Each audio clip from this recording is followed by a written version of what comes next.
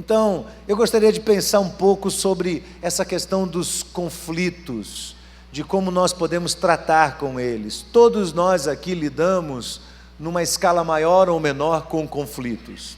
Todos nós enfrentamos o embate, todos nós enfrentamos essa questão de diferenças de opiniões, diferenças de posicionamentos, e todos nós, num dado instante, nos chocamos, entramos numa rota de colisão com gente que a gente ama e com gente que a gente não ama. Você briga o tempo todo, nós brigamos o tempo todo com pessoas que não conhecemos, no trânsito, na rua, mas também brigamos com a pessoa que dorme com a gente na mesma cama, ou que come na mesma cozinha e usa os mesmos talheres, e nós por vezes nos vemos nos debatendo com pessoas que nós amamos muito.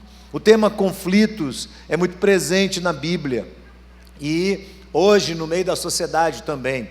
Existem grandes especialistas que estão ao redor do mundo liderando processos de paz e tentando ajudar as pessoas a entenderem os aspectos que fazem parte de um conflito e a tomarem posição, mas a saberem compreender o outro lado e se posicionar do outro lado, e para que isso possa gerar entre eles uma opinião mais ou menos consensual e a possibilidade de guerra seja diminuída. Então, quando a gente fala sobre resolução de conflitos, 3 tendências vêm à nossa mente.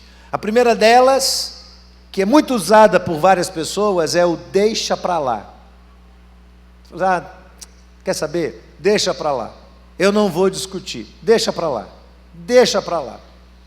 E o deixa para lá pode parecer uma solução consagrada, santa, humilde, interessante, mas às vezes não é. Às vezes ela é arrogante. Às vezes, e na maioria das vezes, ela gera um acúmulo de mágoas no coração. Você diz, quer saber? Vai brigar mesmo? Então deixa para lá. E você deixa para lá, mas você vai guardando aquele sentimento no coração, e cedo ou tarde, num determinado momento, isso vai vir à tona. É como a barragem lá de Mariana, não é? Em Minas Gerais. Você vai acumulando lama. O que vai acontecer? Vai chegar uma hora que a barragem não vai suportar, vai estourar, e quando aquele mar de lama desce, destrói a vida da gente, destrói nossos relacionamentos. A segunda tendência é ceder espaço para que a opinião do mais forte, ou do que grita mais, do que berra mais, prevaleça. E isso também gera mágoa no coração. Eu já ouvi, vocês já ouviram muitas vezes dizer que quando duas pessoas, um casal briga, ou 2 irmãos brigam, e um deles sai vencedor, os 2 perderam. Então a tendência é dizer assim, não, a opinião dele é mais forte, ela argumenta melhor, ou ele fala mais alto, ele fica irado, e eu vou me calar. E quando a vontade de um prevalece, isso traz um prejuízo para os 2. A terceira tendência, que é muito comentada nos cursos por aí, que a gente ouve falar nessas palestras de autoajuda, é o tal diálogo consensual. Sabe como é?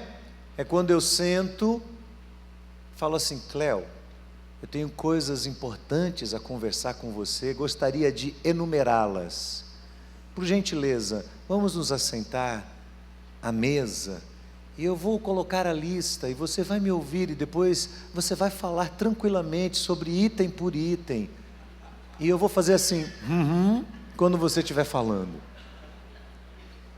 Não é? É assim? Não, não é. Eu preciso falar com você, já vem você com sua lista. Não tem jeito. Uma coisa é a gente falar em diálogo consensual, na prática a coisa não é assim. Eu penso, olhando para as Escrituras, que quando a gente fala de resolução de conflitos, nós já saímos perdendo, como seres humanos. Por quê? Primeiro, por causa da natureza humana, que a Bíblia destaca.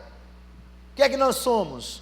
Nós somos essa mistura de vontades próprias.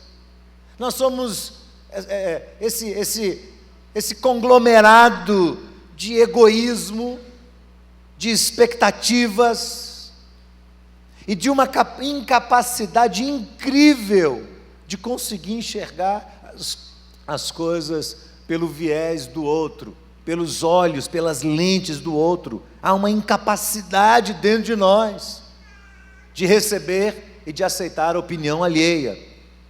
Segundo, a diferença que existe entre homens e mulheres.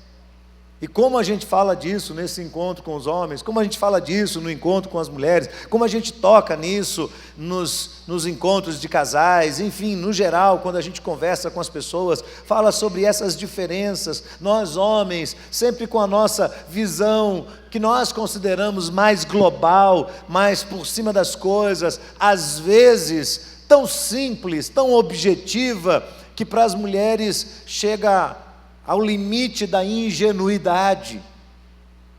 Já as mulheres, uma visão mais detalhista, aquele excesso de preocupação com tudo, para que nada fique fora do lugar e tudo dê certo, aquele excesso de responsabilidades que às vezes vira uma neurose.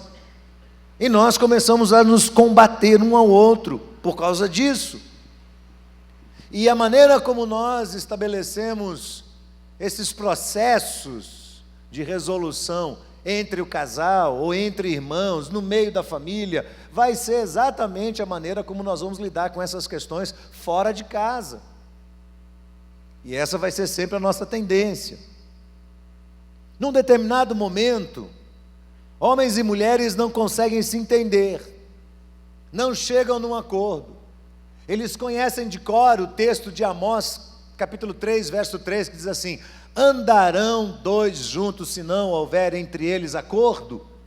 A gente já sabe a resposta, é uma pergunta retórica, a gente já sabe, a resposta é não, não é possível andarem dois juntos se eles não tiverem acordo. Nós sabemos isso, nós ouvimos isso, o pastor fala disso tantas vezes Cléo fala, o líder do grupo familiar fala, o pastor daquele grupo fala, daquele setor fala, e nós ouvimos grandes pregadores hoje que estão disponíveis no nosso smartphone, no nosso computador, gente que está aí fazendo sucesso ao redor do mundo, trabalhando com casais, falando isso, usando os temas bíblicos, e a gente olha e diz, eu concordo, mas na prática as coisas não são tão simples.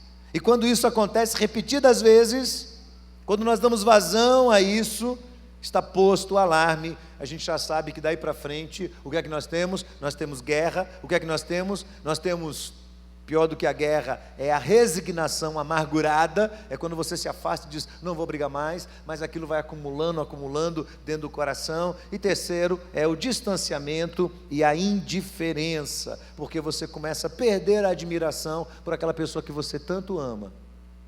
Ela não é mais a mesma para você, ela já não lhe brilha mais os olhos, você já não se sente mais feliz ao lado dessa pessoa, porque você guardou aquilo tudo dentro da sua alma.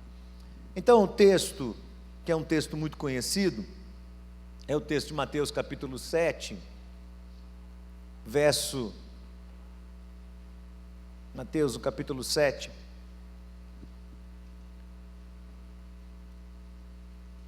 verso 24 até o verso 29. Nós conhecemos bem esse texto. Jesus diz assim: todo aquele, pois, que escuta estas minhas palavras e as pratica. Primeiro ponto aqui de Jesus: não adianta você escutar e não exercitar, não colocar em prática, não usar a palavra de Deus para quebrar o seu eu, o seu ego, a sua vontade, para baixar a crista. Não adianta. É um exercício difícil. Então Jesus diz: todo aquele, pois, que escuta estas minhas palavras e as pratica, será semelhante ao homem prudente que edifica sua casa sobre a rocha. Desce a chuva, correm os rios, assopram os ventos, combatem esta casa, mas ela não cai, porque ela está edificada sobre a rocha. Mas aquele que ouve as minhas palavras e não as cumpre, será comparado a um homem insensato, que edifica sua casa sobre a areia. Desce a chuva, correm os rios, assopram os ventos, combatem aquela casa e ela cai, e a sua queda foi grande. Grande é a sua ruína. Então Jesus tece essa comparação entre a casa firmada na rocha e na areia, para nos alertar acerca de quais são as nossas bases, quais são as nossas fontes de sustentação, as sapatas, as colunas da nossa vida, em todas as áreas. E hoje eu quero pensar rapidamente sobre 4 bases dessas, 4 colunas dessas, que vão nos ajudar na questão da resolução dos conflitos. 4 que não podem faltar. Anote aí, pendure no painel do seu carro, coloque no espelho do banheiro, coloque em cima da sua mesa, coloque à frente da pia onde você lava a louça, e olhe para essas 4 bases e pergunte todos os dias: eu estou sendo sustentado por elas? A minha casa está sendo construída sobre esta palavra de Deus, esta palavra de Cristo Jesus? Quais são essas 4 colunas? A primeira delas chama-se aceitação incondicional, ou amor incondicional, se você preferir. Você não consegue resolver conflitos se num determinado momento você não parar de querer encontrar perfeição do outro lado. Esse é o nosso problema. Quem aqui se acha perfeito? Levante a mão. Ninguém? Mas nós cobramos de quem está perto da gente perfeição. Não cobramos ou não? Cobramos. Nós queremos que as pessoas façam tudo certo, mas nós não fazemos. Quando eu recebo casais em conflito no gabinete pastoral, nós pastores em geral, os que trabalham aqui também com terapia, sabem disso. A gente tenta fazer com que aquele marido que está tão cheio de ira, de raiva, a gente tenta fazer com que ele olhe o lado positivo da sua mulher, olhe para as qualidades dela, e ele não consegue, ele está focado naquilo que o magoou, naquilo que o ofendeu. O tempo todo a Bíblia nos ensina que Deus nos ama de uma forma incondicional. Romanos capítulo 5, verso 8 diz: Deus prova o seu próprio amor para conosco, em que Cristo morreu por nós, sendo nós ainda belas criaturas, gente boa, que faz tudo certinho, sendo nós ainda pecadores.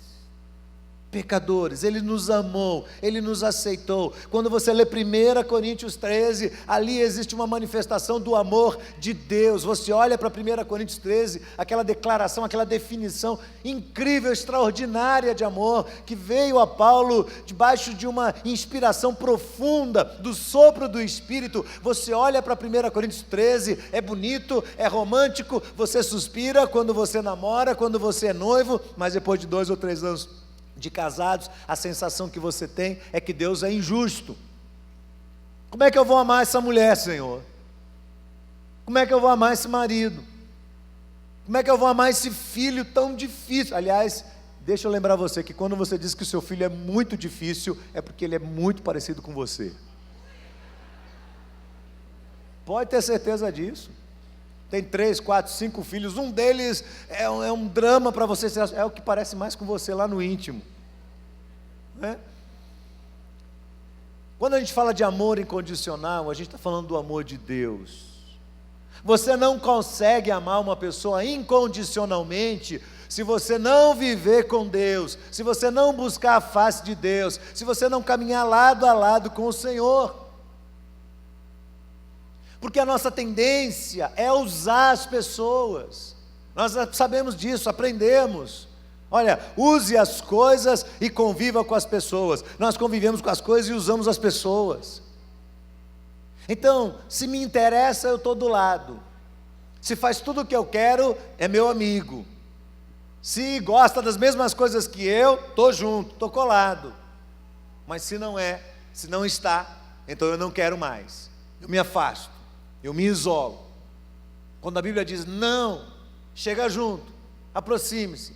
Mas ele é diferente. É isso, vai lá, traz para perto. traz para perto. Na nossa relação pessoal, dentro de casa, dentro da família, a mesma coisa. É o amor incondicional que nos ajuda a aceitar o outro como ele é. Eu quero novamente dizer para as mulheres aqui, suspirem fundo, mulheres, mas existem coisas que os seus maridos nunca vão mudar na vida. É duro ouvir isso? É.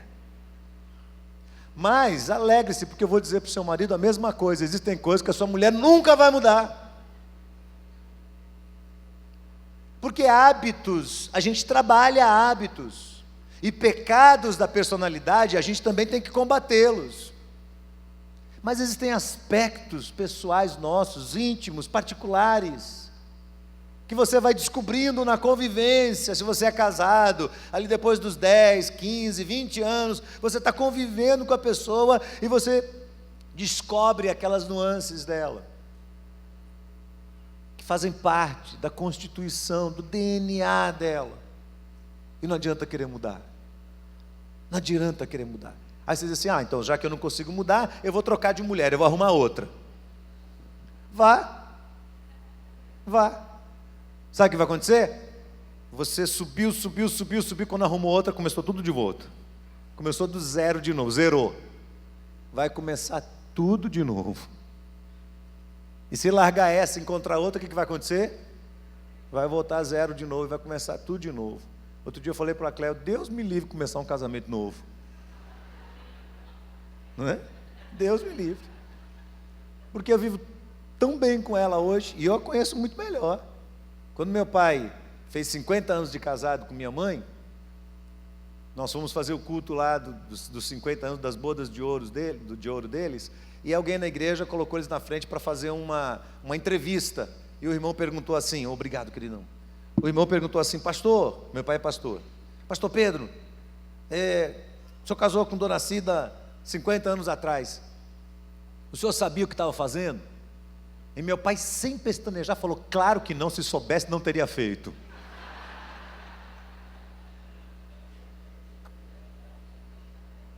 Mas ele foi sincero, e todavia ele está com ela. O que ele quis dizer é, você não prevê o que é conviver com uma pessoa o resto da vida. Você não prevê isso. Agora vai separar todas as vezes?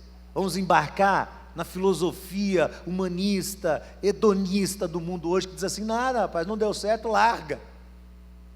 Quando você larga, você zera, e vai começar tudo de novo, tudo outra vez. Então a primeira coluna é o amor incondicional. Lembre-se disso. Quando você estiver magoado com alguém, lembre-se que Deus não fica magoado com você, mas Ele continua amando você, mesmo que você seja um pecador. Ele continua cuidando de você. A segunda coluna é a generosidade, ou a benignidade. Jeremias capítulo 31, verso 3, o texto diz assim, há muito o Senhor me apareceu e disse, com amor eterno te amei e com benignidade te atraí. Jeremias capítulo 31, verso 3, com amor eterno te amei, por isso, com benignidade eu fiz o quê? Te trouxe para perto. Eu tenho pensado muito sobre os pequenos atos de misericórdia, de benignidade. E pode ter certeza, a gente não supõe aqui viver num mundo de falsidade, onde você não corrige o que tem que ser corrigido. A justiça vem de Deus?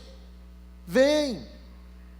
Mas na Bíblia, o tempo todo, justiça e misericórdia são irmãs gêmeas, elas andam uma ao lado da outra.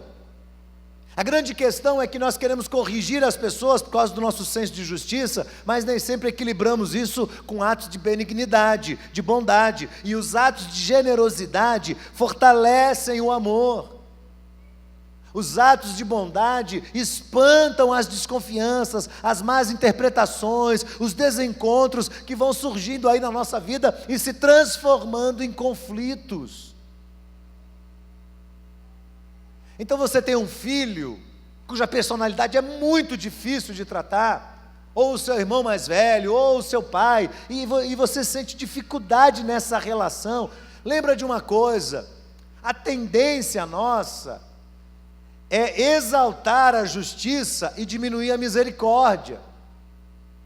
Você precisa baixar o seu senso de justiça e trazer a misericórdia para cima. Como? Com atos de bondade, com atos de benignidade. É necessário um equilíbrio entre pontuar os erros e corrigir os erros e destacar aquilo que há de positivo, aquilo que há de bom, aquilo que há de bênção na vida dessa pessoa. Porque senão nós nos tornamos pessoas ácidas demais, críticas demais. Nós vamos cobrar. Vai chegar uma hora que as pessoas vão olhar para você e vão dizer assim: epa, não vou nem chegar perto. Porque o seu olho já é uma cobrança, já é um olhar de crítica. Então traz a benignidade para cima, traz a misericórdia para cima. Procura equilibrar isso, diminua um pouco o seu senso de justiça, de querer que tudo seja do seu jeito, tudo seja do seu modo, tudo esteja dentro de um padrão, porque Deus quer acima, você não é Deus. Diminua aí seu senso de justiça e aumente o seu senso de misericórdia, traga a benignidade para cima, isso vai ser bênção na resolução dos conflitos. Filhos que amam os pais, não são aqueles que os pais deixam de corrigir, são aqueles que os pais corrigem, às vezes até com certo grau de dureza, mas equilibram com a bondade, com o amor, com o carinho, com o elogio. Se você só corrige o seu filho, corrige, porque a Bíblia diz, e você corrige, ele vai se desviar do Evangelho. Vai chegar uma hora que ele fala assim: esse Deus aqui é um Deus muito carrasco, muito duro. Agora, se você corrige, mas você ama, você corrige, você ama, e você traz em equilíbrio justiça e misericórdia, você abençoa a filha do seu filho, e vai chegar um dia que ele vai falar assim: pai, obrigado por cada uma das broncas e das palmadas que o Senhor me deu, muito obrigado, porque isso foi equilibrado com amor.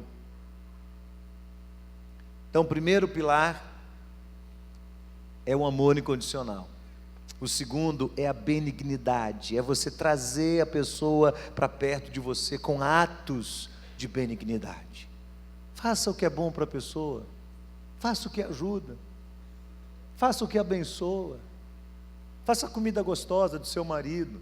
Hoje Cléo lembrou para mim que o pastor Márcio Duarte disse: as mulheres de hoje dizem que não querem cozinhar mais, as mulheres do século 21, elas não querem cozinhar mais. Por quê, irmãs? Por acaso os homens do século 21 não comem mais? E aí é tudo muito prático. Não, o prático é comer na rua, o prático é colocar alguém para fazer e tal, e às vezes se esquece que aquela hora que você para ali, faz uma coisa mais elaborada, mais cuidadosa para ele, para ela. O marido vai, compra algo que a esposa precisa, conserta algo de dentro da casa. Nós cobramos muito dos homens esse ano, que eles cuidassem das suas casas. Eu espero que as suas casas estejam melhores no final desse ano do que estavam no começo dele, irmãs. Mas se não tiver, por favor, não cobra seu marido hoje não. Seja muito sábia, né? Não faça isso. Mas é um desafio, é um ato de generosidade, é um ato de amor, a manutenção da vida sexual entre os casados, com cautela, com amor, tratando esse assunto como um assunto de vital importância para a subsistência de um casamento. Atos de bondade. Terceiro pilar, é o pilar da comunicação. Nós precisamos melhorar sempre em comunicação. Sempre. Irmãos queridos, não existe uma pessoa que se torne um especialista em comunicação e que para sempre vai ser um especialista. Não é assim. Não é assim. Outro dia eu conversava com um grande especialista de comunicação, trabalha com comunicação em massa, trabalha com uma série de coisas, e ele faz coisas incríveis de mídia, e na televisão, etc. E ele estava num conflito terrível de comunicação com a esposa. Como é que pode? Uma pessoa que estuda comunicação, que sabe bem como articular um processo e comunicar e facilitar as informações, e como é que a pessoa não consegue sentar com a esposa e conversar? Comunicação é coisa mais séria, é mais importante. Nós crescemos num determinado momento, decrescemos em outro, e temos que avaliar constantemente, comunicando com sabedoria, para lidar com as pessoas diferentes. E para isso a Bíblia diz, primeiro, ouça mais do que fale. Todo homem, pois, seja pronto para ouvir, tardio para falar e tardio para se irar, porque a ira do homem não opera a justiça de Deus. Tiago capítulo 1, verso 19 e 20. Provérbios capítulo 18, verso 13, diz assim: responder antes de ouvir é estultícia e vergonha. Quando a Cleo vai falar, Abraão, amor, esse negócio, peraí, Cleo, ei, você nem deixou eu falar, você já falou por cima de mim. E quando um fala por cima e o outro fala por cima, um fala por cima, esse aqui fala por cima, o que está acontecendo? Eles estão falando, mas eles não estão se ouvindo. A primeira dica da Bíblia é: ouça, aprenda a ouvir. Você não vai conseguir argumentar com base real na situação se você não aprender a ouvir. Então ouça. Segundo, argumente em cima do problema e não ferindo a pessoa. Tente tratar o problema, tente separar o problema da pessoa. Uma coisa é você falar de algo que está fora do lugar. Olha, eu estou aqui tentando conversar com vocês que a nossa despesa com energia, com gastos em casa está alta demais. É isso que eu quero falar. Outra coisa é você sentar na mesa e falar assim: vocês aqui em casa são os desperdiçadores. Aí você atacou todo mundo e ninguém mais vai te ouvir. Então ataque o problema e não as pessoas.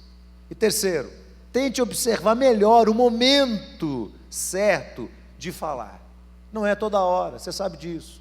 Nós temos falado isso infinitas vezes. Não é toda hora que você pode chegar e começar uma conversa ou uma DR. Não consegue. Não é o momento certo. Tem que escolher o momento certo, pedir sabedoria para Deus, para ver qual é a hora certa de conversar. E vá até o fim. Não interrompa o processo. Não entra na onda do deixa para lá. Vá até o fim. Resolva. Tem algo dentro de você que está acumulado. Você tem que tratar, você tem que conversar, você tem que ir até o fim.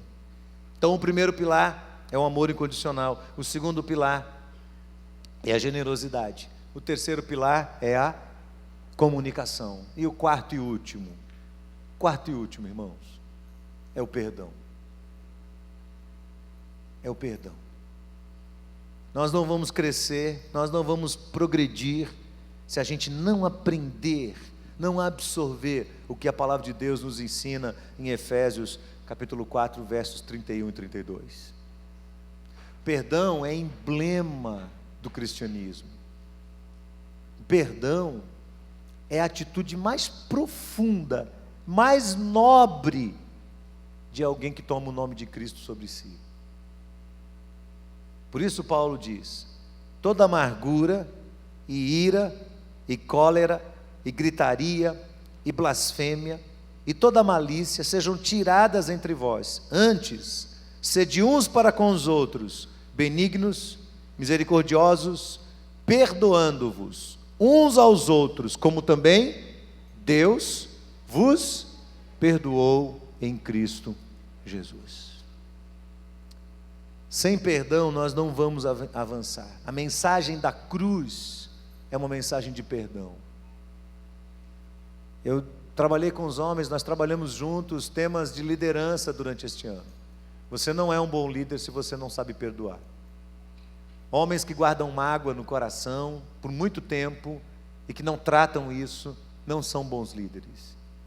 O líder enfrenta as mágoas, ele vai atrás, ele vai resolver, ele não deixa para lá. Ele tem que dar um jeito de resolver, ele tem que ter sabedoria para isso. E às vezes ele vai precisar de uma dose muito grande de humildade no seu coração para poder pedir perdão, se humilhar e para conceder perdão também, mesmo que o outro não lhe peça, porque o perdão não é dado com mérito no outro, o perdão tem que ser dado com mérito em Cristo Jesus. Amém, meus irmãos? Qual é o primeiro pilar de sustentação? O amor incondicional, aceitação, não é? Qual é o segundo? Generosidade. Qual é o terceiro? Como? Isso, uma comunicação clara. E qual é o último? É o perdão. Deus nos abençoe. Que no decorrer deste ano, né, nós temos aí um intervalo de quase 3 meses até recomeçar as Déboras e os homens da verdade. Quero sinceridade agora. Quantos dos homens aqui estão atrasados na leitura bíblica? Deixa eu ver. Uau! Eu também estou, fiquem tranquilos. Então nós homens temos até o fim de janeiro para terminar o Novo Testamento. Ok? Agora Cléo desafiou a gente aqui, diz que as mulheres vão nos ultrapassar. Nós vamos deixar? Não mesmo? Isso. Então vamos ler a palavra de Deus. Acatamos esse desafio na pregação do pastor Niles conosco, no dia que ele disse: um homem não cresce se ele não lê a Bíblia, e se ele não consegue ler por livre e espontânea vontade, ele tem que ler por obrigação, até que isso se torne um hábito, um costume na vida dele. E eu falei, é verdade, precisamos ser pressionados, a gente tem que ler mesmo na marra, senão a gente deixa passar. Então, homens, em nome de Jesus, até o final de janeiro, vamos avançar nas leituras bíblicas e terminar todo o Novo Testamento. Amém, queridos? Vamos orar, meus irmãos, em nome de Jesus. Vamos ficar de pé, vamos agradecer a Deus.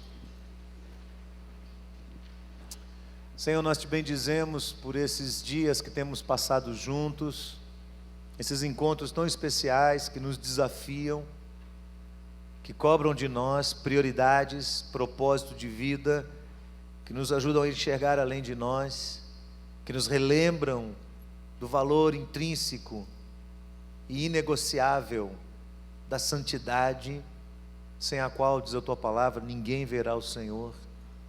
Obrigado porque podemos desafiar uns aos outros, mas podemos fazer desse momento também um tempo de oração, de apoio, de encorajamento mútuo, a fim de sermos homens segundo o teu coração. Obrigado por todo o ensinamento dado às mulheres no decorrer deste ano, às vezes tão difíceis de ser aplicados.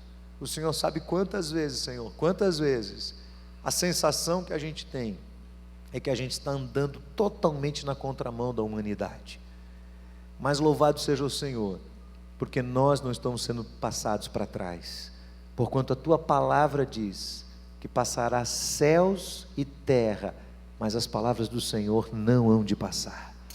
Então, ainda que nós estejamos caminhando contrários a toda a sociedade em que vivemos, que nós sejamos sal e luz, que nós possamos fazer brilhar o nome de Cristo, vivendo respaldados na tua verdade, na tua palavra, e sendo exemplo para este mundo, Senhor.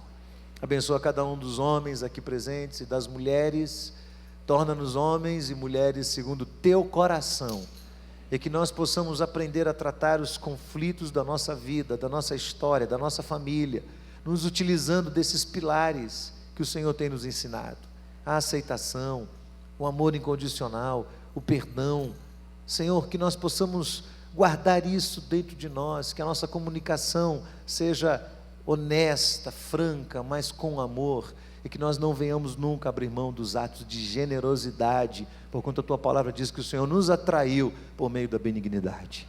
Abençoa cada um que aqui está. Muito obrigado, Senhor. Continua renovando a nossa fé e o nosso coração na presença do Senhor. Nós oramos todos em nome de Jesus.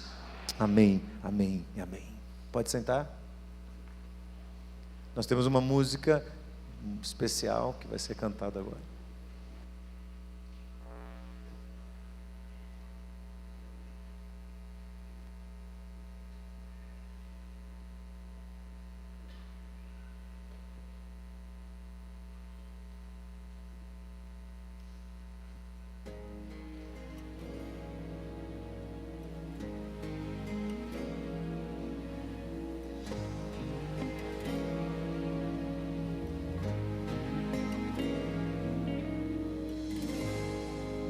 Conheces, sabes tudo que eu preciso antes mesmo de falar. Me amas, teu amor é bem maior do que eu posso imaginar.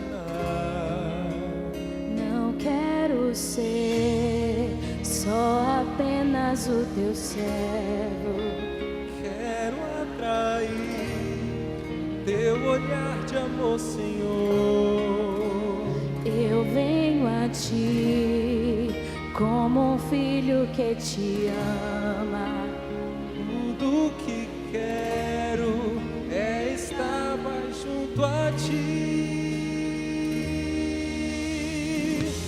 Nos teus braços eu quero descansar. Correndo irei pra te abraçar, meu Pai. Tu és a minha herança, meu Pai, razão da minha vida, meu Pai. Tudo que eu preciso está em ti.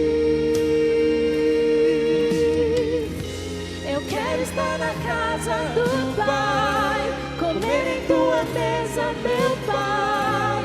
Tudo que eu sou é para ti, vivo só para ti. Você pode ficar de pé e cantar essa oração conosco? Me conheces, sabes tudo que eu preciso antes mesmo de falar. Me amas, teu amor é bem maior do que eu posso imaginar. Não quero Ser só apenas o teu servo.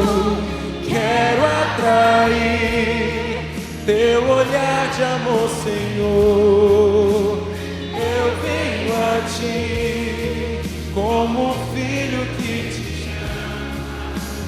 Tudo que quero é estar perto de ti. nos teus braços, eu quero descansar.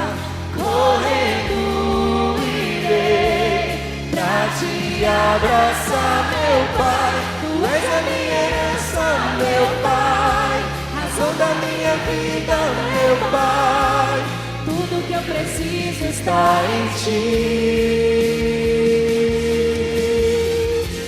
Eu quero Estar na casa do Pai, comer em tua mesa, meu Pai. tudo que eu sou é Para ti.